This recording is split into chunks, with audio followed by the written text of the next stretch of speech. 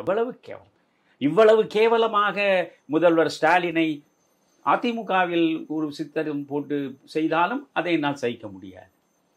அரசியல் உலகத்தில் இருக்கக்கூடியவர்கள் ஆரோக்கியத்தை காப்பாற்ற வேண்டும். சமூக ஆரோக்கியம் என்பது மிக முக்கியமானது. எனவே சமூக ஆரோக்கியத்தை அரித்தெடுக்கக்கூடிய அளவுக்கு இது போன்ற கேலி சித்திரங்கள் வருவது என்பது கேவலத்திலும் கேவலம். இது உண்மையிலேயே இதன் மீது நிச்சயமாக அவர்கள் போய் காவல்துறையில் புகார் கொடுத்திருக்கிறார்கள். வழக்கு வருமா என்பது தெரியாது. ஏனென்றால் ஆளுங்கட்சியில் யாரை பற்றியும் எதையும் பேசலாம். அவர்களுக்கென்று தனிப்பட்ட உரிமைகள் உண்டு. ஆளுங்கட்சிக்கு எதிராக நீங்கள் எதையாவது பேசிவிட்டால்தான் உங்களுக்கு 1000 சிரமங்கள் உருவாக்கப்படும். இதற்கு பெயர் தானே பாசிசம்.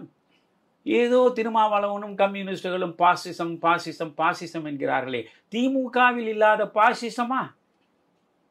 எம்ஜிஆர் திமுகவை விட்டு வெளியேறிய பொழுது எம்ஜிஆருக்கு எதிராக நடத்தப்பட்ட வன்கொடுமைகள் எத்தனை